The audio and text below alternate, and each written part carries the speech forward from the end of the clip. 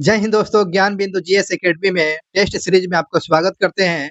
और आप बिहार एसआई बिहार दरोगा की तैयारी कर रहे हैं तो यह चैनल को सब्सक्राइब कर लेंगे ताकि इन्फॉर्मेशन वीडियो आप तक मिलते रहेगा। टेस्ट सीरीज की बात करते हैं दोस्तों। टेस्ट सीरीज 41 नंबर आप देख रहे हैं और आज का पहला क्वेश्चन होगा दोस्तों। पहला क्वेश्चन पूछा गया है टेस्ट सीरीज का, मौर्य वंश के संस्थापक कौन था दोस्तों? तो मौर्य वंश के संस्थापक चंद्रगुप्त मौर्य के विजयों का वर्णन किसके ग्रंथ में विस्तृत रूप से देखने को मिलता है? तो मौर्य वंश के संस्थापक चंद्रगुप्त मौर्य की विजय गाथा का वर्णन किसके ग्रंथ में देखने को मिलता है? तो ये विशाख दत्त के ग्रंथ में मौर्य वंश के जो है विजय गाथा का वर्णन मिला हुआ है। पहले क्वेश्चन की बात करते हैं। ये विदेशी यात्री जो आया हुआ था दोस्तों, विदेशी यात्री, और उस समय किसके शासन काल में ये विदेशी यात्रा भारत भ्रमण के लिए आया हुआ था? पहली बात करते हैं Niccolo de Conti. Niccolo de Conti यह किसके समय में आया हुआ था? तो देवराय प्रथम के समय में निकोलो डे कोंटी आया हुआ था। अब्दुल रजाक किसके समय में आया हुआ था दोस्तों? तो ये देवराय द्वितीय के समय में आया था। देवराय द्वितीय के समय में अब्दुल रजाक आया हुआ था। और एडुआर्ड बारबोसा किसके समय में आया था? तो यह कृष्ण देव राय के समय में बारबोसा आया हुआ था। बारबोसा किसके समय में? तो ये आपको कृष्ण देव राय के समय में आया हुआ था बारबोसा। और चौथा इसमें बात करते हैं कार्डिस नूनिन जो किसके समय में आया था? कार्डिस नूनिन यह अच्युत देव राय के समय में कार्डिस नूनिन आया हुआ था। कार्डिस नूनिन किसके समय में आया था? तो यह अच्युत देव राय के समय में आया हुआ था। तो ये आपको मिलान ए नंबर ऑप्शन सही है। और ये अक्सर एग्जाम में पूछे जाते हैं, चाहे मिलान करने के लिए चाहे वॉल नाइनर में पूछे जाते हैं दोस्तों, तो इसको याद कर लेना बहुत ही जरूरी है। अगले क्वेश्चन पर चलते हैं। निम्नलिखित में से किस तुर्क सरदार ने गजनी को अपनी राजधानी बनाकर स्वतंत्र राज्य की स्थापना किया था? तो तुर्क सरदार ने गजनी को अपनी राजधानी बनाकर एक स्वतंत्र राज्य की स्थापना किया हुआ था। तो इसका सही जवाब दोस्तों आपको बताना है, अल्पगिन ने किया था। ये अल्पगिन जो था सरदार, तो गजनी को अपनी राजधानी बनाकर स्वतंत्र राज्य की स्थापना किया था, अल्पगिन के द्वारा किया गया था। खिलजी वंश के किस सुल्तान ने शासितों के स्वैच्छिक समर्थन पर आधारित राज्य के सिद्धांत का पालन किया था? तो ये बताना है किसके सिद्धांत पर पालन किया हुआ था। सही जवाब होगा इसको जलालुद्दीन खिलजी के ये सिद्धांत पर। क्वेश्चन एक बार और देखेंगे, अच्छा क्वेश्चन है। खिलजी वंश के किस सुल्तान ने? तो ये स्पष्ट हो चुका है, जलालुद्दीन खिलजी। तो ये जलालुद्दीन खिलजी के सिद्धांतों के शासितों के स्वैच्छिक समर्थन पर आधारित राज्य का सिद्धांत का पालन किया था। जलालुद्दीन खिलजी के ये सिद्धांत पर पालन किया गया था। अगले क्वेश्चन पर चलते हैं दोस्तों। विभाग और अधिकारी से सुलमित करना है, कौन सा अधिकारी कौन सा विभाग देखा करता था? तो ये क्वेश्चन है। बात करते हैं बरीद का ये अधिकारी हुआ करता था। किसका ये विभाग था? तो बरीद जो था ये आपको न्यायिक प्रशासन देखने का काम बरीद करता था। ठीक है, बरीद 5 का डी 5 का इसमें हो जाएगा, नहीं, बरीद जो होता था खुफिया अधिकारी होगा, सॉरी। तो ये बरीद क्या होता था? डी नंबर ऑप्शन सही होगा। बरीद जो होता था खुफिया अधिकारी हुआ करता था। वाकिन यानिस जो हुआ करता था किसका? ये सूचना अधिकारी हुआ करता था। अमल गुजार क्या देखता था भाई? ये किस विभाग का? अमल गुजार जो था ये भू राजस्व का अधिकारी अमल गुजार हुआ करता था। और काजी क्या देखता था दोस्तों? काजी जो था ये आपको न्यायिक प्रशासन देखने का काम काजी हुआ करता था। इस नंबर आपको डी नंबर ऑप्शन सही है। अगले क्वेश्चन की बात करते हैं। भारत में कंपनी शासन के अंतर्गत में शिक्षा के संदर्भ में निम्नलिखित कथनों पर विचार करना है। कंपनी शासन के अंतर्गत में जो है भारत में जो शिक्षा के विकास के संदर्भ में स्टेटमेंट दिया गया है, उस स्टेटमेंट पर हम लोग विचार करते हैं। चलिए, शिक्षा विकास के अंतर्गत में कंपनी का क्या राय था? पहला स्टेटमेंट इसमें दिया गया है, 1813 के चार्टर अधिनियम में देश में आधुनिक विज्ञान के ज्ञान को बढ़ावा देने का प्रावधान था। अब बिल्कुल बात सही है बात दोस्तों, यह 1813 का चार्टर एक्ट में दोस्तों यह शिक्षा पर बजट खर्चा किया गया था और भारतीयों को 1 लाख रुपया दिया गया था। ये बिल्कुल प्रावधान बिल्कुल सही है, शिक्षा को बढ़ावा देने के लिए किया गया था। और 1813 में चार्टर अधिनियम ने किस उद्देश्य, इस उद्देश्य के लिए कोई मौद्रिक नीति नहीं है। नहीं नहीं नहीं, नहीं इसमें तो ये मौद्रिक प्रावधान ये सब चीज कहाँ बात किया गया था 1813 का, ये बिल्कुल गलत है। ए नंबर ऑप्शन सही है। चलिए बात करते हैं कोलकाता जनरल एडवर्टाइजर। कोलकाता के जनरल एडवर्टाइजर किसके द्वारा शुरू किया गया था? कोलकाता के जनरल एडवर्टाइजर किसके द्वारा शुरू किया गया था, ये क्वेश्चन पूछ रहा है। चलिए बात करते हैं किसके द्वारा शुरू किया गया था।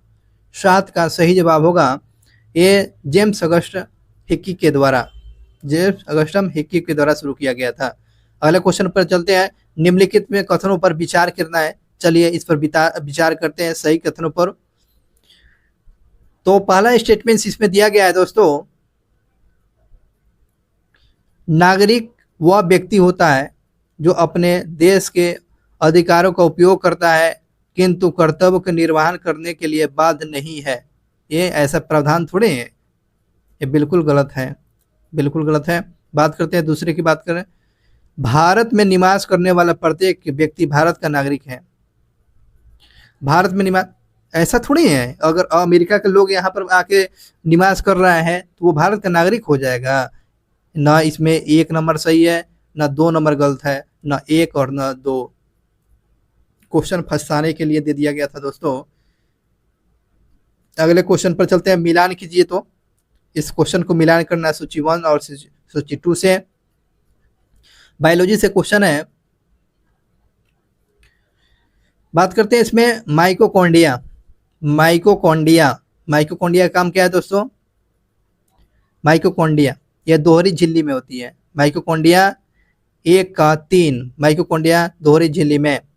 और राइबोसोम जो होता है झिल्ली विहीन होता है। राइबोसोम क्या ऐसे होती है तो झिल्ली विहीन होती है।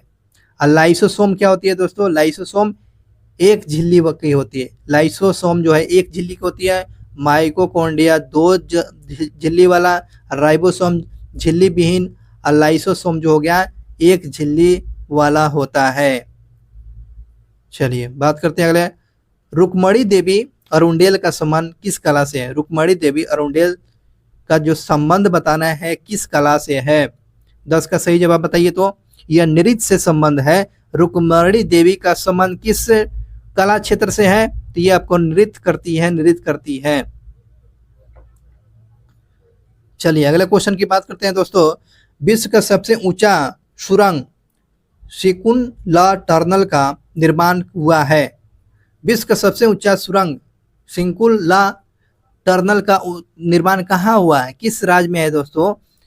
तो इसका सही जवाब होगा यह लद्दाख में विश्व का सबसे ऊंचा सुरंग सिकुन-ला टनल का उद्घाटन किया गया, ये लद्दाख में है। अगले क्वेश्चन की बात करते हैं, प्राग ऐतिहासिक काल की बात पूछ रहा है। तो प्राग इतिहास का अंत एवं इतिहास का प्रारंभ तब माना जाता है जब, कब क्या होती है?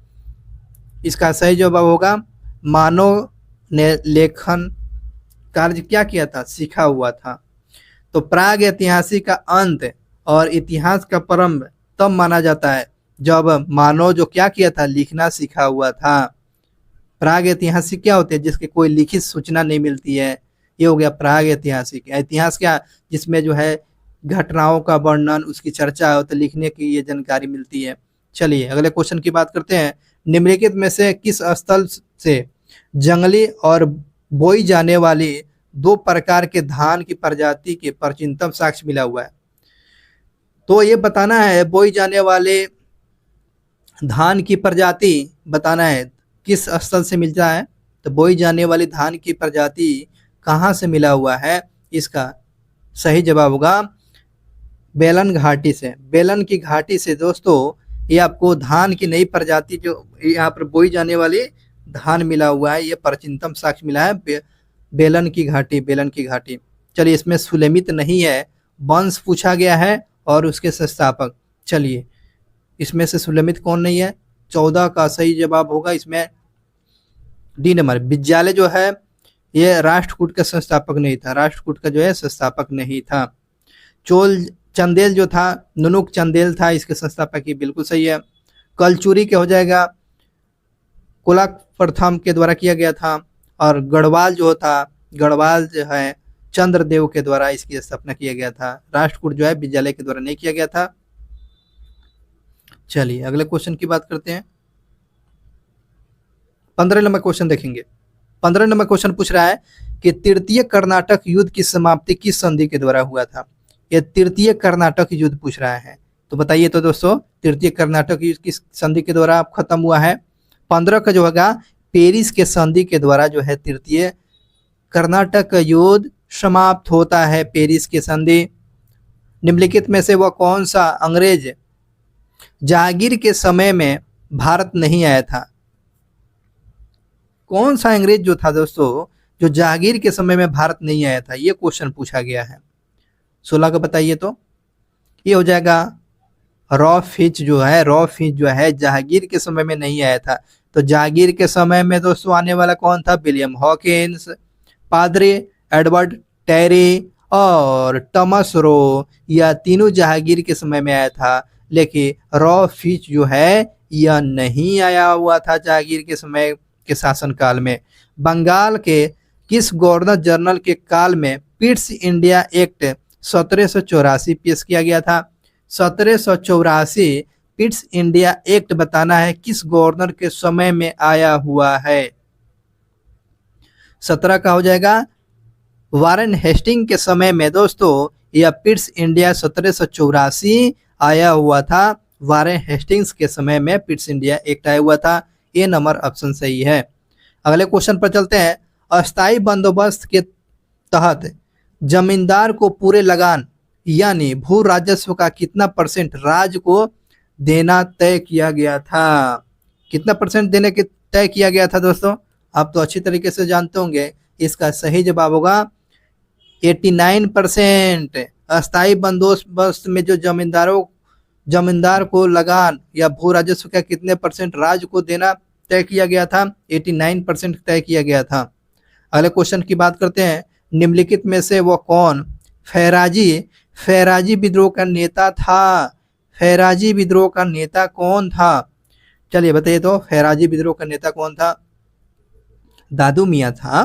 कौन था भाई, फैराजी आंदोलन का जो है विद्रोह का नेता कौन था, दादू मियाँ था। दादू मियाँ था दोस्तों। किस भारतीय राष्ट्रीय आंदोलन का शीर्ष गीत वंदे मातरम, तो बताना है वंदे मातरम किस आंदोलन से निकला हुआ था गाना। ये वंदे मातरम गीत जो बताइए किस आंदोलन का निकलता है, तो ये आपको स्वदेशी आंदोलन से दोस्तों ये वंदे मातरम निकला हुआ था। ये शीर्ष गीत जो है स्वदेशी आंदोलन से निकला हुआ था। भारत में ब्रिटेन के सभी संवैधानिक उपयोगों में सबसे कम समय तक कौन चला हुआ था, तो ये बताना है कि वो कौन सा संवैधानिक जो प्रावधान जो था, कौन सा एक्ट जो था जो सबसे कम समय तक चला हुआ है। सबसे कम समय तक कौन चला हुआ था, तो 1909 का Indian counselling act. Indian counselling act जो था 1909 जो है सबसे कम समय तक चला हुआ था। सबसे कम समय की अवधि किसका था, 1909 में, जिसे मार्ले मिंटो सुधार के नाम से भी जाना जाता है। आगे बढ़ते हैं। गांधी जी की मृत्यु पर देखिएगा, गांधी जी की मृत्यु जब हो जाता है ना, तो यह स्टेटमेंट किसका है, क्या बोले हुए थे, हमारे जीवन से प्रकाश चला गया। जब गांधी जी की मृत्यु हो जाती है दोस्तों, तो किसने बोला हुआ था हमारे जीवन से प्रकाश चला गया, तो ये आपको जवाहरलाल नेहरू ने यह स्टेटमेंट कोट करते हुए बोले हुए थे, गांधी जी के मृत्यु पर दुख प्रकट करते हुए हमारे जीवन से प्रकाश चला गया। यह जवाहरलाल नेहरू का स्टेटमेंट था। अगले क्वेश्चन की बात करते हैं। राष्ट्रीय स्तर की पार्टी के दर्जे की समीक्षा चुनाव आयोग के द्वारा कितने वर्षों के अंतराल पर किया जाता है। देखिए तो कितना अच्छा क्वेश्चन पूछ लिया है। राष्ट्रीय दर्जा जो है दिया जाता है किसी पार्टी को, लेकिन उसकी समीक्षा, उसकी परफॉर्मेंस कितना है ये तो जानना पड़ेगा ना चुनाव आयोग को। तो कितने वर्ष के अंतराल पर उसकी समीक्षा किया जाता है, ये क्वेश्चन पूछा गया है। तो इसका सही जवाब है 10 वर्षों के अंतराल पर ये जो राष्ट्रीय पार्टी की जांच किया जाता है कि भाई आपका परफॉर्मेंस क्या है, इसकी जानकारी रखा जाता है 10 वर्ष में। विश्व हिंदू परिषद, राष्ट्रीय स्वयंसेवक, बजरंग दल आदि किस राजनीतिक दल के समूह का है, बताइए। ये भी भाई साहब ये पूछने वाला है। विश्व हिंदू परिषद आरएसएस जिसको बोलते हैं, और बजरंग दल जो है किस राजनीतिक दल को समर्थन करता है दोस्तों, ये बजरंग दल हो गया, आरएसएस हो गया, और विश्व हिंदू परिषद जो हो गया यह किस पार्टी को समर्थन करता है, यह भाजपा को, ये बीजेपी को समर्थन करने वाला सारा जो है ये परिषद है। विश्व हिंदू परिषद, आरएसएस और बजरंग दल जो है आरएसएस को समर्थन करता है। निम्नलिखित अधिकारियों पर विचार कीजिए। तो चलिए इस पर विचार करते हैं क्या सही जवाब होगा। 25 का इसका सही जवाब होगा बी नंबर ऑप्शन होगा। तो चलिए बी नंबर ऑप्शन में क्या मिलान कर लेते हैं। भारत के मुख्य न्यायाधीश हो गया, उसके बाद संघीय मंत्री संघ हो गया, 2 नंबर हो गया, और 1 सेकंड 2 नंबर। उसके बाद जो हो जाएगा भारत के मुख्य निर्वाचक आयोग 3 नंबर पर, और उसके बाद होगा सचिव जो होगा। इस प्रकार ये हो जाएगा नीचे से 1 नंबर से भारत के मुख्य न्यायाधीश, उसके बाद होता है संघ के मंत्री सदस्य, उसके बाद मुख्य चुनाव आयुक्त हो गया, उसके बाद मंत्री सचिव। इस प्रकार जो है मंत्रिमंडल सचिव हो गया। बी नंबर ऑप्शन दिया गया है सही। चलिए अगले क्वेश्चन की बात करते हैं दोस्तों।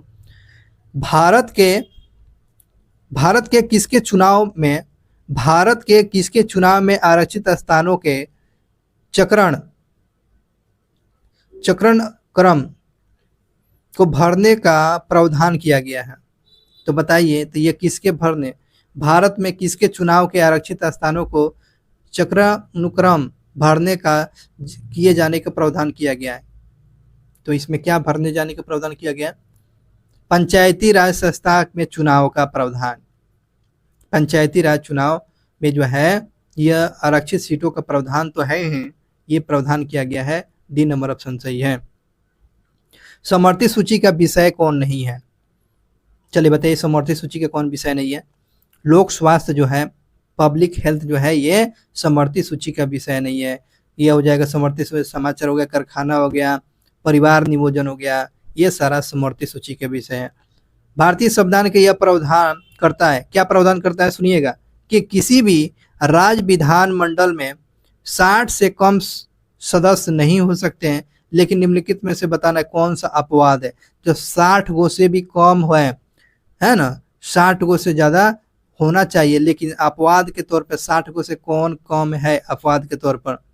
28 का नंबर देखे तो 28 का सही जवाब बताइए, किसमें जो है 60 गो से कम है।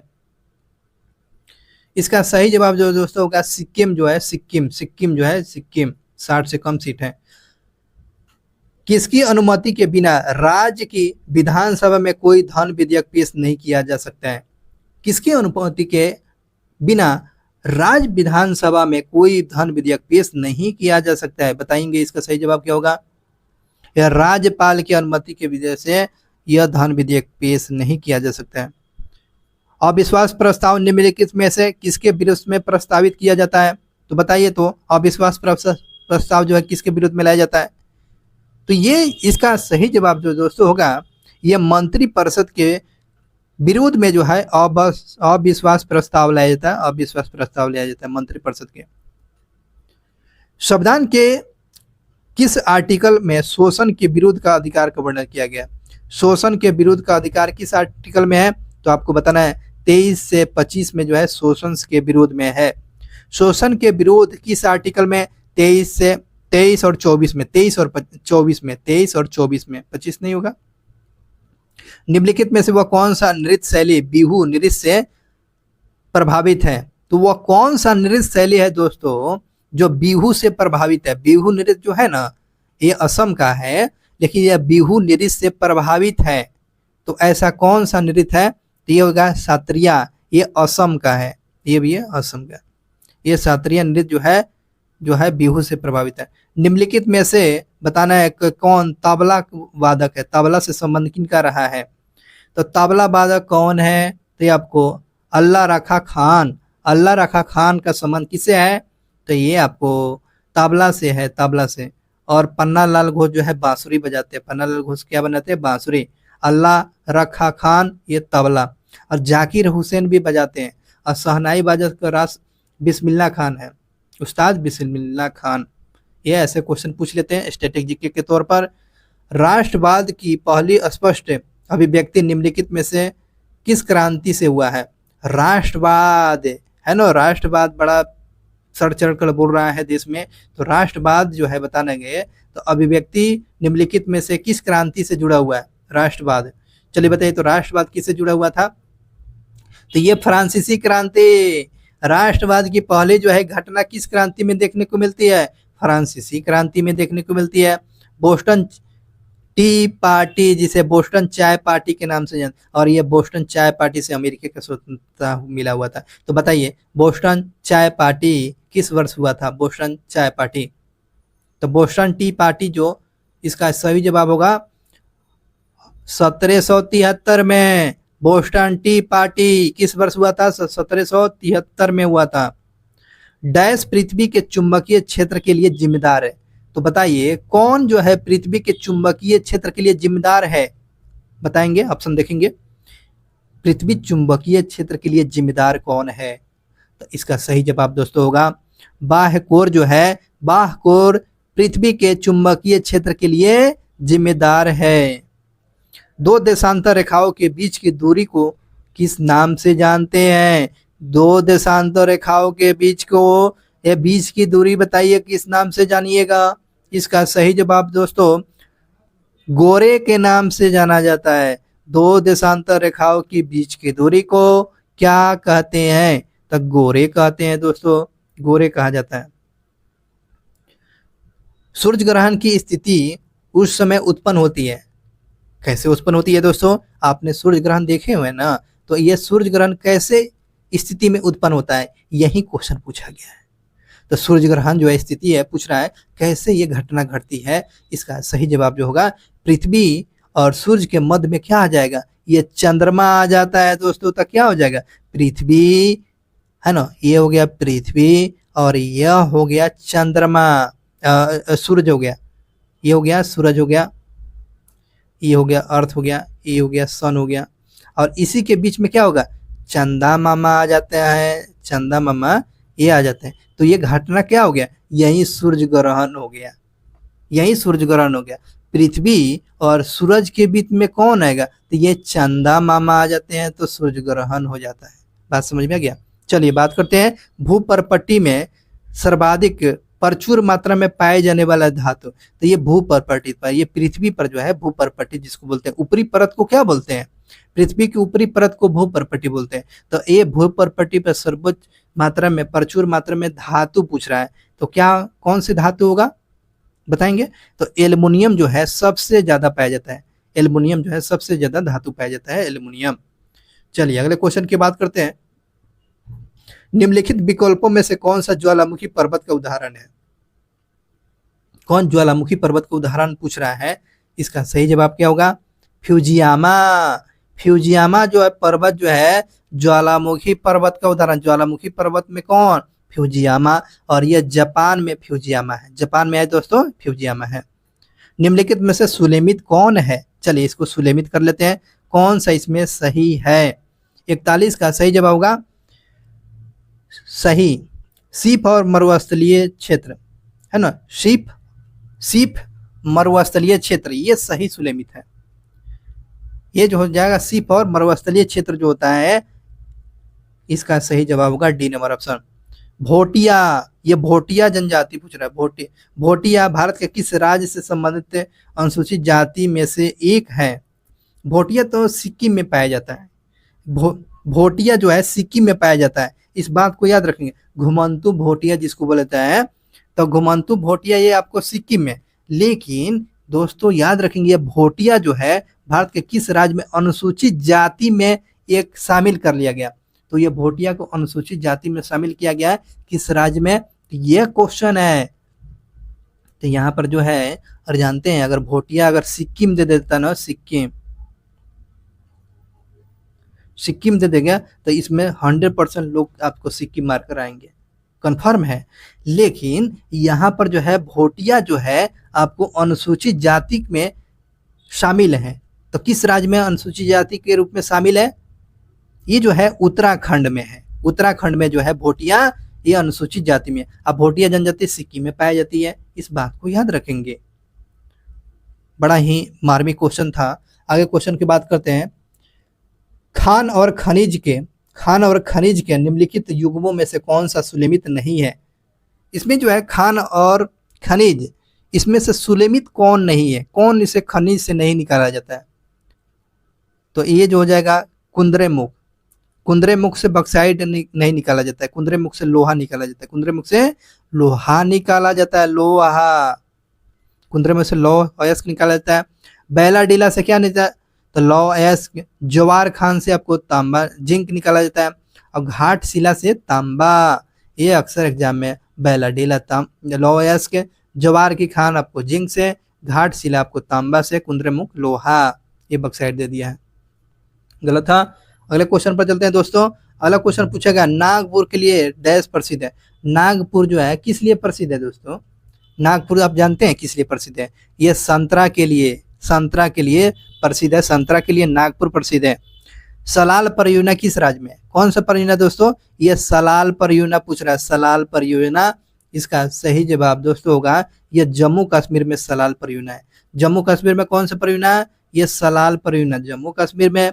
भारत का वह कौन सा राज्य तूफान बैसाखी, काला बैसाखी, जो तूफान जो है यह काल बैसाखी के नाम से जाना जाता है। तो ये जो है तूफान जो लू चलता है ना, तो ये काल बैसाखी कहाँ देखने को मिलता है, काल बैसाखी ये आपको ये पश्चिम बंगाल में काल बैसाखी ये हवाएं चलती है। अष्टमुड्डी आर्द्रभूमि झील किस राज्य में, अष्टमुड्डी जो झील पूछ रहा है कि यह किस राज्य में है, अष्टमुड्डी जो है केरल में है। अष्टमुड्डी आर्द्रभूमि कहाँ है, केरल में है दोस्तों, केरल में है। निम्नलिखित में से बताना है इनमें से कौन सा राज्य पालघाट दारा से जोड़ता है। पालघाट दारा जो है यह किसको किसको जोड़ने का काम करता है, पालघाट दर्रा। तो बताइए, तो इसका पालघाट दर्रा जो होगा ये आपको महाराष्ट्र और गोवा को जोड़ने का काम करता है। पालघाट दर्रा महाराष्ट्र और गोवा को कौन सा दर्रा, पालघाट दर्रा जोड़ता है। निम्नलिखित में से सुलेमित नहीं है, तो इसमें से सुलेमित कौन नहीं है दोस्तों, याद रखेंगे। पंजाब हिमालय सिंधु सतलज नदी के मध्य में है। ये पंजाब हिमालय सिंधु सतलज के बीच में है जी। 49, ये तो 49 बिल्कुल बात सही है। ये आपको सिंधु सतलज नदी के बीच में है, बिल्कुल सही है। कुमायूं हिमालय जो है सतलज और काली नदी के बीच में, कुमायूं हिमालय सतलज और काली नदी के बीच में है, बिल्कुल सही बात है। नेपाल हिमालय रावी तीस्ता कैसे हो सकता है, यह बिल्कुल गलत दिया हुआ है, रावी तीस्ता नहीं होगा। असम जो है हिमालय तीस्ता और दिहांग नदी है ना, इस प्रकार ये भी सही है। लेकिन नेपाल हिमालय जो है आपको रावी और तीस्ता नहीं है, ये गलत ऑप्शन है। चलिए अगले क्वेश्चन की बात करते हैं। रुस्तम 2 भारत के रक्षा अनुसंधान विकास संगठन जिसको बोलते हैं DRDO के द्वारा विकसित किया गया। रुस्तम 2 जो है DRDO के द्वारा विकसित किया गया है। तो यह रुस्तम 2 क्या है बताएं, रुस्तम 2 क्या है जो DRDO के द्वारा बनाया गया, तो मानव रहित लड़ाकू यान है। रुस्तम क्या है, मानव रहित लड़ाकू यान है जो DRDO के द्वारा बनाया गया है। निम्नलिखित में से वो कौन सी सुपरसोनिक मिसाइल है, सुपरसोनिक मिसाइल बताइए। तो सुपरसोनिक मिसाइल कौन है, तो आपको ब्रह्मोस है और ये आपको फिलीपींस देश को बेचा जा रहा है। तो ब्रह्मोस क्या है, सुपरसोनिक मिसाइल है। ब्रह्मोस एक सुपरसोनिक, भारत और रूस के बीच में ब्रह्मोस बनाया गया।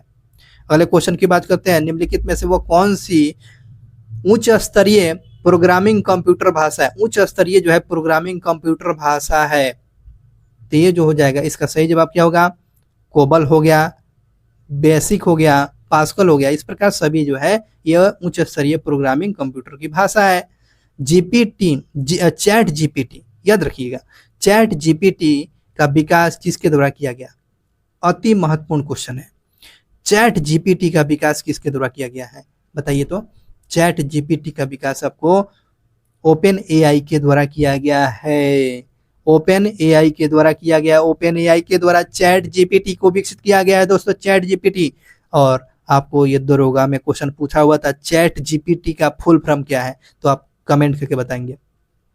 ओपन एआई के द्वारा बनाया गया, विकसित किया गया। अगला क्वेश्चन, बिहार में जल कुंड की स्थिति के आधार पर गलत चयन बताइए। तो बिहार में जो जल कुंड जो है वो इसमें गलत दिया है, उस गलत को चुनिए। तो क्या गलत होगा?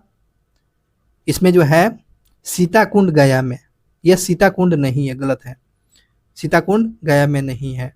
चलिए इसमें याद कीजिए, सूर्य कुंड हो जाए राजगीर में, और ऋषि कुंड जो है मुंगेर में, और ब्रह्म कुंड जो है राजगीर में है दोस्तों, सीताकुंड आपको गया में नहीं है। आगे क्वेश्चन की बात करते हैं। 6वीं शताब्दी पूर्व देशों में महाजनपदों की कुल संख्या 16 थी, जिसमें से वर्तमान में बिहार में कितना स्थिति था? अति महत्वपूर्ण क्वेश्चन। अंगुत्तर निकाय में 16 जनपदों की जानकारी मिलती है, यह स्पष्ट होगा।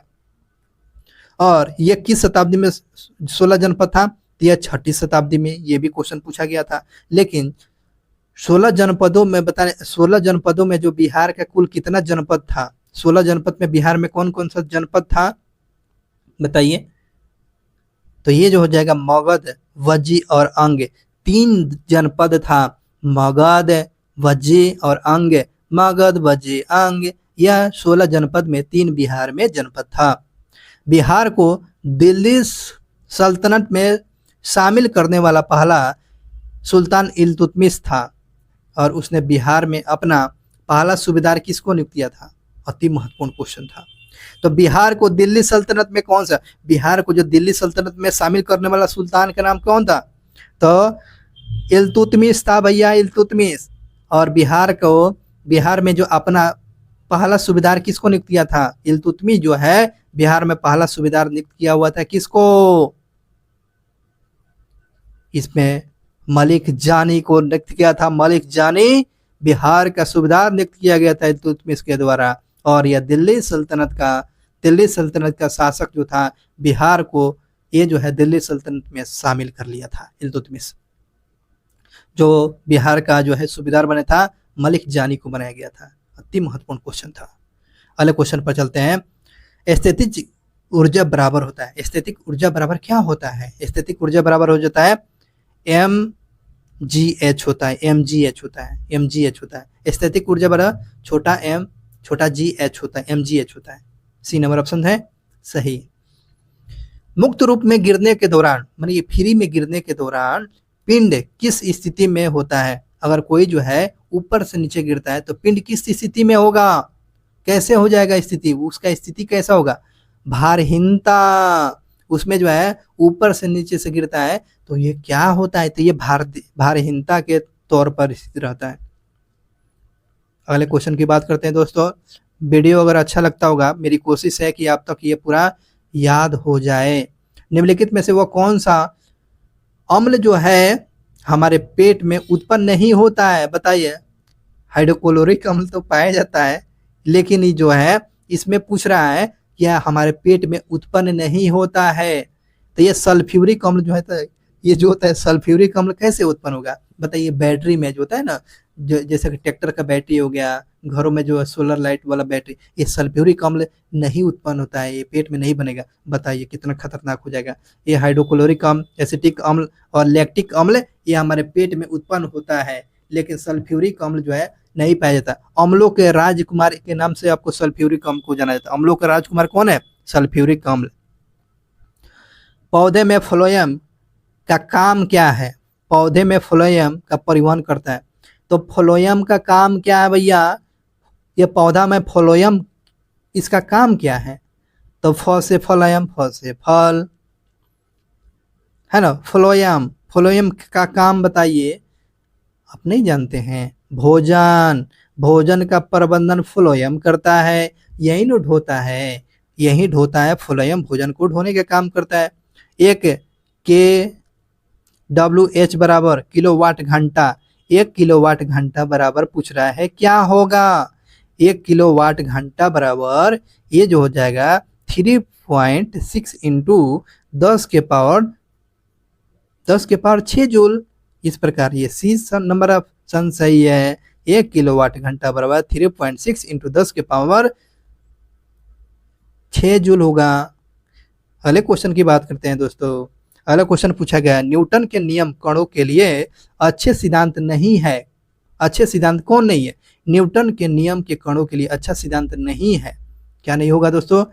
ये हो जाएगा प्रकाश के साथ तुलनीय वेग में गति करना। ये कहाँ से आपने पढ़ लिया? बिल्कुल गलत बात है। ये जो प्रकाश के साथ तुलनीय वेग की गति होना नहीं होता है। क्या होगा भाई? विश्रमित होता है, उच्च वेग के साथ चलना होता है, धीमी चलना, ये होता है न्यूटन के गति के नियम। लेकिन अच्छे इसमें सिद्धांत में नहीं है। प्रकाश के साथ तुलनीय वेग का गति करना बिल्कुल गलत है। डी नंबर ऑप्शन गलत है। आगे बात करते हैं, पौधे डैश के द्वारा अतिरिक्त जल से छुटकारा पा सकते हैं। तो ये पौधे जो है बताएंगे किसके द्वारा जो है जल से छुटकारा पा सकते हैं? किससे भैया? ये वाष्प उत्सर्जन से। वाष्प उत्सर्जन, आप बात समझिए। वाष्प उत्सर्जन ये होता है जब जैसे कि सूर्य का प्रकाश जो पड़ता है ना, तो ये वाष्प उत्सर्जन की प्रक्रिया क्या होती है? तेज हो जाती है। देखते हैं ना, पत्तियां मुरझा जाती है ना। मान कि गर्मी के दिनों में पत्तियां मुरझा जाती है, क्यों? ये भी क्वेश्चन पूछता है कि गर्मी के दिनों में जब पेड़ पौधे की पत्तियां क्या होती है? मुरझा जाती है, क्यों? क्योंकि वाष्प उत्सर्जन की प्रक्रिया तेज हो जाती है। अगर इसको छुटकारा, जल से छुटकारा पाएंगे अगर वाष्प उत्सर्जन की घटना में पौधे में संचित रहेगा, अगर ये वाष्प उत्सर्जन नहीं होगा तो। यही क्वेश्चन था। अगले क्वेश्चन की बात करते हैं, क्योटो प्रोटोकॉल संबंधित है। क्योटो प्रोटोकॉल किससे संबंधित है? अच्छा क्वेश्चन है। यह जलवायु परिवर्तन से संबंधित है। क्योटो प्रोटोकॉल, क्योटो कहाँ है? ये कनाडा का जगह है। क्योटो प्रोटोकॉल जलवायु परिवर्तन से संबंधित है। जब किसी प्रतिरक्षा बल F को विपरीत दिशा में लगाया जाता है, जब किसी प्रतिरक्षा बल को F को विपरीत दिशा में लगाया जाता है, तब दो दिशाओं के बीच में कोण कितना हो जाएगा? तो दो दिशाओं के बीच में कोण पूछ रहा है दोस्तों, तो कितना हो जाएगा जब विपरीत दिशा में बल लगाया जाएगा? तो समझ में बात आ रही है ना? ये जो हो जाएगा 65 का 180 डिग्री हो जाएगा, है ना। 180 डिग्री हो जाएगा। इस प्रकार डी नंबर ऑप्शन सही है। बात करते हैं मरुस्थलीय पौधे में। किस पौधे में? मरुस्थलीय पौधे में एपिडर्मिस, जिसे उपचर्म बोलते हैं, एपिडर्मिस पर एक मोटी कोमल बाहरी परत होता है, जिसको क्या कहते हैं? इसको क्या कहते हैं बताइए? इसको बोलते हैं काइटिन बोलते हैं। नहीं समझ में आया? आप जो देखे होंगे कैक्टस के पौधे जो होते हैं मरुस्थल में, जो है ना कंटीला पौधा पाया जाता है, वो जो उसको क्या बोलते हैं? एपिडर्मिस। और उसको जो है मोटी परत जो होती है, उसका मोटी परत जो उसको क्या बोलते हैं? काइटिन की बने रहते हैं, काइटिन की बने रहते हैं। और मोटा परत नहीं रहेगा। आप बताइए, कैक्टस का जो होता है पौधा बड़ा मोटा मोटा होता है, उसमें वाष्पोत्सर्जन की प्रक्रिया उसमें धीरे से होती है। प्रकृति के अनुसार वो अपना स्वरूप बदल लिया है। आगे बढ़ते हैं, निम्नलिखित में से वह कौन सा ऊतक कोशिका विभाजन में सक्षम है? बताइए तो, कोशिका विभाजन में कौन सक्षम है? ये क्वेश्चन पूछ दिया है। तो ये आपको विभाजीय ऊतक जो है, ये कोशिका सेल डिवीजन में, ये सेल डिवीजन में कौन सा ऊतक जिम्मेदार है? तो ये विभाजीय ऊतक जो है, विभाजीय ऊतक है। निम्नलिखित में से वो कौन सा विकल्प सहसंयोजी यौगिक नहीं है? उसका गुण नहीं है। सहसंयोजी यौगिक का बिल्कुल गुण नहीं है। इस विकल्प में जो है सहसंयोजिक यौगिक का जो गुण नहीं है, बताइए इसका सही जवाब जो बताइए। ये जो होगा इसमें उच्च गलनांक के साथ और कथनांक, ये सहसंयोजी यौगिक का गुण नहीं है। ये जो है याद रखेंगे, उच्च गलनांक और कथनांक। इसमें सही जो हो जाए सहसंयोजी यौगिक का गुण क्या होती है? ऊष्मा और विद्युत का दुर्लभ चाल होता है, निम्न चालक और कथनांक होता है। देख रहे हैं ना, ये जो है यहाँ पर आदमी मार कर देगा निम्न गलनांक, यहाँ पर उच्च गलनांक। तो ये आपको उच्च गलनांक और कथनांक इसका गुण नहीं है। उच्च गलनांक कैसे हो जाएगा, बिल्कुल गलत बात हो जाएगी, इसलिए आपको आपको सी नंबर ऑप्शन। जल में अविलेय और कार्बनिक विलायकों का विलयन होता है, बिल्कुल सही है ससंयोजक में, लेकिन उच्च गलनांक और कथनांक यह नेचर ससंयोजक यौगिक का गुण नहीं है, इसलिए ये आपको सी नंबर ऑप्शन गलत है। अगले क्वेश्चन की बात करते हैं। किसी लगाए गए बल के लिए यदि क्षेत्रफल कम है तो दबाव क्या होगा। किसी लगाए गए बल के लिए जो है क्षेत्रफल कम है तो दबाव क्या होगा, बताइए दबाव क्या होगा, तो अधिक हो जाएगा। प्रेशर क्या हो जाता है, तो क्षेत्रफल कम हो तो दबाव क्या हो जाएगा, अधिक हो जाएगा, ये स्वाभाविक है। दबाव क्या होगा, ये आपको अधिक हो जाएगा। आगे बढ़ते हैं। प्रारंभिक पृथ्वी का वातावरण मुख्य रूप से बना होता है, तो ये प्रारंभिक पृथ्वी का वातावरण किससे किससे बना रहता है, प्रारंभिक जो है यह पृथ्वी वातावरण का मुख्य रूप से बना हुआ है। चलिए 70 की बात करते हैं। इस पे NH3 CH4 और H2O, ये जो है प्रारंभिक में शुरू में पृथ्वी जब बना हुआ था ना, तो ये आपको NH3 CH4 और O2 बना हुआ था, O2 से बना हुआ था। इस प्रकार ये आपको डी नंबर ऑप्शन सही है। चलिए अगले क्वेश्चन की बात करते हैं दोस्तों। अगला क्वेश्चन जो पूछा गया है, याद कीजिए तो, डैश एल्कोहल और कार्बोक्सिल एसिड को वापस देने के लिए एक एसिड या बेस की उपस्थिति प्रक्रिया करता है, क्या होते हैं भाई, इसका सही जवाब बताइए। ए नंबर ऑप्शन ईस्टर। एक बराबर क्वेश्चन समझिए।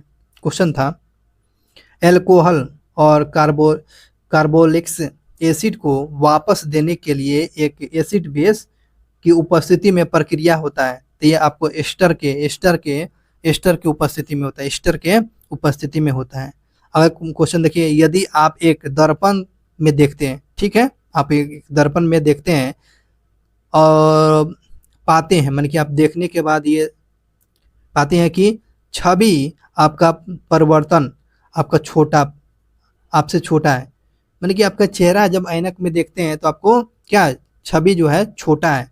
तो दर्पण किस प्रकार है, कोई ऐनक उठाइए और उस दर्पण में देखिए आपका चेहरा क्या होता है, छोटा दिखाई देता है। तो कैसा दर्पण है दोस्तों, यह कैसा दर्पण होगा, यह होगा उत्तल दर्पण होगा। एक दर्पण जो है, उत्तल दर्पण जो है, उसमें चेहरा देखिएगा तो आपका चेहरा कैसे दिखाया जाएगा, छोटा दिखाई देगा उत्तल दर्पण में। ये क्वेश्चन था। दो निकायों के बीच आकर्षण बल 1/9F है। दो निकायों के बीच जो है घर्षण बल 1/9F है। तो इन दोनों निकायों के बीच की दूरी क्या होगी, बराबर होगा, शून्य होगा, दोगुनी हो जाएगी या तिगुनी हो जाएगी। चलिए इसका सही जवाब बताइए। तीन गुनी हो जाएगी दोस्तों, 3 गुनी। डैश खबरा चूना बनाने के लिए पानी के अधिक प्रक्रिया करता है। खबरा चूना बनाने के लिए पानी के साथ अधिक प्रक्रिया करता है। कौन अधिक प्रक्रिया करता है दोस्तों, 74 का बताइए। सी नंबर ऑप्शन सही है। CaO जो है पानी के साथ अधिक चूना जो है क्रिया करता है, CaO, ये आपको मन के सी नंबर ऑप्शन सही है। निम्नलिखित में से कौन परमाणु बहुपरमाणिक है, कौन जो है बहुपरमाणिक है, बताइए बहुपरमाणिक कौन सा है दोस्तों, तो इसका सही है गंधक जो है बहुपरमाणिक जो कौन का है, तो बहुपरमाणविक जो है गंधक है, जिसे सल्फर बोला जाता है। 16 नंबर पर सल्फर है। किसे फादर ऑफ टेक्सोनोमी के रूप में जाना जाता है, तो बताइए भाई taxonomy of father of taxonomy, तो ये जो है कार्ल्स लिनियस को फादर ऑफ टेक्सोनोमी बोला जाता है। कार्ल्स लिनियस को जो है फादर ऑफ टेक्सोनोमी बोला जाता है। निम्नलिखित में से क्या ग्रामीण बैंकिंग की संस्थागत संचार का भाग नहीं है, तो बताइए कौन सा जो है ग्रामीण बैंक के संस्थागत संचार का भाग नहीं है, तो ग्रामीण बताइए कौन सा इसमें नहीं होगा, बताइए। सही जवाब दोस्तों हो जाएगा इसमें साहूकार। साहूकार बैंकिंग चलाता है भाई, ये ग्रामीण बैंकिंग के संस्थागत है, ये कोई अनलीगल प्रक्रिया साहूकार, ये नहीं होगा। अगले क्वेश्चन पर चलते हैं। स्वतंत्रता के बाद की समय अवधि के लिए राष्ट्रीय आय अनुमानों के लिए कौन सा श्रृंखला के अंतर्गत में रखा गया है? ये कैसा श्रृंखला के अंतर्गत में रखा गया है? ये जो होगा आपको इनमें से सभी हो जाएगा। परंपरागत श्रृंखला, पुनर्निरीक्षित श्रृंखला, नवीन श्रृंखला। क्या समझ में आया? ये स्वतंत्रता के बाद राष्ट्रीय आय का जो है किस श्रृंखला के अंतर्गत में? परंपरागत श्रृंखला जो है, पुनर्निरीक्षक श्रृंखला, नवीन श्रृंखला, यह जो है राष्ट्रीय आय का अनुमान लगाने के लिए यह श्रृंखला सभी सही जवाब है। निम्नलिखित में से वो कौन सा मानव विकास सूचकांक का मापन नहीं करता है? ह्यूमन डेवलपमेंट सूचकांक का मापन कौन नहीं करता है? बहुत ही महत्वपूर्ण क्वेश्चन है। ह्यूमन डेवलपमेंट सूचकांक में 3 मापन होती है, लेकिन इसमें से कौन मापन नहीं होता है? तो लिंग अनुपात जो है, लिंग अनुपात नहीं होती है, जीवन प्रतिशत होती है, साक्षरता होती है, शकल नामांकन होती है, लेकिन लिंगानुपात जो है मानव विकास सूचकांक के अंतर्गत में यह शामिल नहीं है। अगले क्वेश्चन की बात करते हैं। दक्षिण पश्चिम मानसून किस राज्य में सर्वप्रथम प्रवेश करता है? यह दक्षिण पश्चिम मानसून पूछ रहा है भाई। दक्षिण पश्चिम मानसून सर्वप्रथम किस राज्य में प्रवेश करता है? यह आपको केरल में प्रवेश करता है। दक्षिण पश्चिम मानसून सर्वप्रथम किस राज्य में प्रवेश करता है? केरल में प्रवेश करता है, केरल में। सूची 1 और सूची 2 से मिलाना है, तो इसमें सूची 1 में क्रांति दिया गया और संबंधित क्षेत्र जो है। चलिए किस किस क्षेत्र में क्रांति है और क्षेत्र, तो बात करते हैं इसमें गोल्डन क्रांति। तो गोल्डन क्रांति बागवानी से है भाई, तो बागवानी से है गोल्डन क्रांति, बागवानी से। ग्रे क्रांति हो जाएगा उर्वरक से। ग्रे क्रांति हो जाएगा किससे भाई? उर्वरक से संबंधित है, ग्रे क्रांति उर्वरक से है। पीली क्रांति जो होगा तिलहन उत्पादन, पीली क्रांति तिलहन। और काली या ब्लैक क्रांति के नाम से किसको बोलते हैं? पेट्रोलियम को जाना जाता है, पेट्रोलियम। गोल्डन क्रांति आपको बागवानी से हो जाएगा, ग्रे क्रांति आपको उर्वरक से हो जाएगा, पीली क्रांति आपको तिलहन से हो जाएगा, काली या ब्लैक क्रांति आपको पेट्रोलियम उत्पादन से हो जाएगा। इस प्रकार ये आपको डी नंबर ऑप्शन सही है। किसे एक्सप्रेस वे का नाम अटल पथ घोषित किया गया है? यानी कि कौन सा एक्सप्रेस वे है जो अटल पथ के नाम से जाना जाएगा? कौन सा एक्सप्रेस वे है जो अटल पथ के नाम से जाना जाएगा? तो बताइए। बुंदेलखंड एक्सप्रेस वे को जो है अटल पथ के नाम से जाना जाएगा। ये एक्सप्रेस वे जो है अटल पथ के नाम से बुंदेलखंड एक्सप्रेस नाम से जाना जाएगा। निम्नलिखित में से वो कौन सा एक प्रत्यक्ष कर है? कौन सा एक प्रत्यक्ष कर है? तो ये जो हो जाए वस्तु और सेवा कर है। वस्तु और सेवा कर कैसा है? यह अप्रत्यक्ष कर है, अप्रत्यक्ष कर है। चलिए अगले क्वेश्चन की बात करते हैं। निम्नलिखित में बताना है कि भारत में शून्य आधारित बजट प्रणाली कब अस्तित्व में आया? यह जीरो बजट प्रणाली कब सामने आया था, कब अस्तित्व में आया था भारत में? जीरो बजट प्रणाली की शुरुआत जो है भारत में किया गया था, लेकिन बताइए कब अस्तित्व में आया हुआ था? कौन सी पंचवर्षीय योजना में? 7वीं पंचवर्षीय योजना में। जीरो आधारित प्रणाली जो बजट जो है कौन सी पंचवर्षीय योजना के अंतर्गत में? तो 7वीं पंचवर्षीय योजना के अंतर्गत में। पीएम कुसुम योजना, पीएम कुसुम योजना, पीएम कुसुम योजना किससे संबंधित है? पीएम कुसुम योजना कृषि सौर पंप से संबंधित है। ये नंबर ऑप्शन सही है। कृषि सौर पंप से संबंधित पीएम कुसुम योजना है। भारत के विदेशी व्यापार से संबंधित, भारत के विदेशी व्यापार से संबंधित किस वर्ष को, भारत के विदेशी व्यापार के संबंध में किस वर्ष को, आगे देखिए, किस वर्ष को विभाजन का वर्ष घोषित किया गया था? तो भारत का विभाजन वर्ष किस वर्ष को बोला जाता है? भारत का विभाजन वर्ष किसको बोला जाता है? तो इसका सही जवाब होगा 1991 का। 1991 के समय को भारत का विभाजन वर्ष बोला था, 1991। भारत के जन्म दिवस, सॉरी यहाँ पर जो है 87 देखिए, किसके जन्म दिवस के अवसर पर जो है हर साल अंतर्राष्ट्रीय नर्स दिवस के रूप में मनाया जाता है? 1 जुलाई को नर्स दिवस मनाते हैं। तो यह किसके डॉक्टर डे मनाते हैं? नर्स डे आप थोड़ा सा कमेंट करके बताएंगे, नर्स डे कम। तो अंतर्राष्ट्रीय नर्स डे मनाते हैं किसके? जन्म पर जब आपको मनाते हैं 87। तो फ्लोरेंस नाइटिंगेल भारत के बुलबुल के नाम से सरोजिनी नायडू को बुलाया जाता है। लेकिन अंतर्राष्ट्रीय नर्स दिवस आपको फ्लोरेंस नाइटिंगेल के जन्म दिवस पर आपको अंतर्राष्ट्रीय नर्स दिवस मनाया जाता है। खेलों से संबंधित है वाडा। वाडा का अर्थ क्या होता है? वाडा खेल से संबंधित, ये जो है खेल विभाग से संबंधित एक संस्था है वाडा। और वाडा के ब्रांड एम्बेसडर आपको सुनील शेट्टी को बनाया गया। और वाडा का फुल फॉर्म क्या होता है? इसका ये काम होता है वाडा का मुख्य रूप से काम, इसका फुल फॉर्म क्या होता है? B, world anti doping agency. World anti doping agency, ये जो है वाडा का अर्थ होता है, वाडा का अर्थ। चलिए अगले क्वेश्चन की बात करते हैं। अंतर्राष्ट्रीय श्रम संगठन की स्थापना कब किया गया? अंतर्राष्ट्रीय श्रम संगठन की स्थापना 1919 में किया गया था। अंतर्राष्ट्रीय श्रम संगठन की स्थापना 1919 में किया गया था। संयुक्त राष्ट्र सुरक्षा परिषद के कितने अस्थायी सदस्य हैं? संयुक्त राष्ट्र सुरक्षा परिषद में कितने अस्थायी सदस्य हैं? ये जो होगा 10 गो, 5 गो अस्थायी। कुल सदस्यों की संख्या 15 है, 5 गो परमानेंट हो गया, 10 गो अस्थायी है।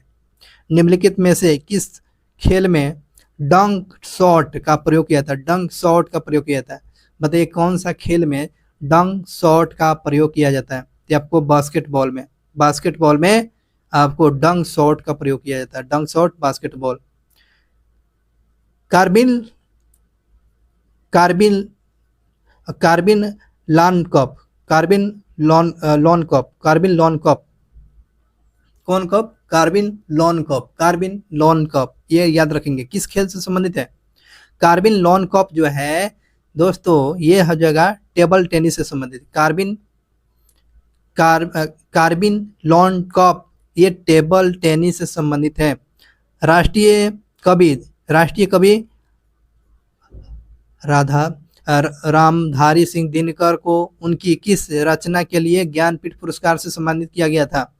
राष्ट्र कवि जो है रामधारी सिंह दिनकर को उनके कौन सा रचना के लिए जो है ज्ञानपीठ पुरस्कार दिया गया था? ये आपको उर्वशी के लेखक जो है रामधारी सिंह दिनकर को ज्ञानपीठ पुरस्कार दिया गया था। तो प्रथम ज्ञानपीठ पुरस्कार किसको? शंकर कुरूप को दिया गया था। शंकर कुरूप, याद रखेंगे। और निम्नलिखित में से वह कौन सी पुस्तक रघुराम राजन का पुस्तक है? रघुराम राजन के द्वारा लिखा गया था, जो पूर्व जो है आरबीआई के गवर्नर जनरल। और रघुराम राजन के द्वारा कौन सा पुस्तक लिखा गया है? अति महत्वपूर्ण क्वेश्चन। द थर्ड पिलर किसकी रचना है? तो आपको रघुराम राजन। और थर्ड पिलर किस संस्था को बनता है? तो प्रेस की स्वतंत्रता को थर्ड पिलर के नाम से भी जानते हैं। दुनिया का सबसे महत्वपूर्ण पुरातात्विक स्थलों में से एक रजाओं की घाटी कहाँ है? रजाओं की घाटी। ये जो रजाओं की घाटी कहाँ है दोस्तों? रजाओं की घाटी ये आपको मिस्र में है। रजाओं की घाटी दुनिया के सबसे महत्वपूर्ण पुरातात्विक स्थल रजाओं की घाटी किसको बुलाता है? मिस्र को बुलाता है। रजाओं की घाटी मिस्र को कहा जाता है। नासिक किस नदी के किनारे पर बसा हुआ है दोस्तों? नासिक तो आपको गोदावरी, नासिक हो गया गोदावरी नदी किनारे। प्रथम ट्रांसजेनिक जंतु का नाम बताए। प्रथम ट्रांसजेनिक जंतु का नाम क्या है? ट्रांसजेनिक माने परखनली के द्वारा बनाया गया था। तो परखनली के द्वारा जो बनाया गया था कौन सा जंतु कहा था? डॉली क्या था? भेड़ डॉली क्या है? भेड़ का है, भेड़। यह परखनली से बनाया गया था डॉली को। डॉली जो है परखनली से बनाया गया। निम्नलिखित में से सबसे बड़ा लोकसभा क्षेत्रफल की दृष्टि से पूछ रहा है। सबसे बड़ा क्षेत्रफल की दृष्टि से कौन हो गया? ये आपको लद्दाख। और सबसे छोटा कौन हो गया? चांदनी चौक हो जाएगा। सबसे छोटा पूछेगा चांदनी चौक क्षेत्रफल में, अब बड़ा पूछेगा तो लद्दाख हो गया। बड़ा क्षेत्रफल लद्दाख हो गया। चलिए अगला क्वेश्चन की बात करते हैं। भारत में किस यूनेस्को के विश्व धरोहर स्थल और उनके समावेशन के वर्ष के गलत युग्मों की पहचान कर दिए? तो बताइए, इसमें बताना है सीधा से सिंपल सी बात समझिए। तो यूनेस्को में किसको किसको शामिल किया गया था, लेकिन इसमें गलत दिया गया है, इसको सही करेक्ट करना है। चलते हैं 99 की बात करते हैं। आगरा को यूनेस्को में कब शामिल किया गया? 1983 में। आगरा को 1983 में। आगरा जो है, आगरा का लाल किला जो है किसको, तो आपको आगरा के किला जो है, आगरा के किला, आगरा फोर्ट 1983 में शामिल किया गया। और लाल किला दिल्ली में जो है, लाल किला दिल्ली में जो है, इसको कब शामिल किया गया? 2007 में। दिल्ली के लाल किला को 2007 में शामिल किया गया। और सांची मध्य प्रदेश का जो है 1988 में। ये आपको गलत है, 1988 में शामिल नहीं किया गया था सांची के स्तूप। आगे बात करते हैं जो मध्य प्रदेश में, फतेहपुर सीकरी उत्तर प्रदेश में 1986 में शामिल किया गया था। फतेहपुर सीकरी को 1986 और आगरा किला 1983, लाल किला 2007 में। अति महत्वपूर्ण क्वेश्चन था। आगे बढ़ते हैं। निम्नलिखित में से राज्यों में से कौन सा जनवरी 2016 में भारत का प्रथम जैविक राज्य घोषित किया गया? 2016 में बताने भारत का प्रथम जैविक राज्य किसको घोषित किया गया था? तो यह सिक्किम को जो है जैविक राज्य घोषित किया गया था, सिक्किम को। और इस प्रकार से दोस्तों सेट नंबर हम लोग देख रहे थे 41 नंबर सेट देख रहे थे। लेटेस्ट सेट नंबर था जो आपके आने वाले बिहार दरोगा जो है 24 के लिए अति महत्वपूर्ण दोस्तों ये वीडियो था। प्रयास ये था कि ताकि आपको हर क्वेश्चन याद किया जाए। एक आप लोग के साथ ये डिस्कशन किया गया क्वेश्चन के साथ।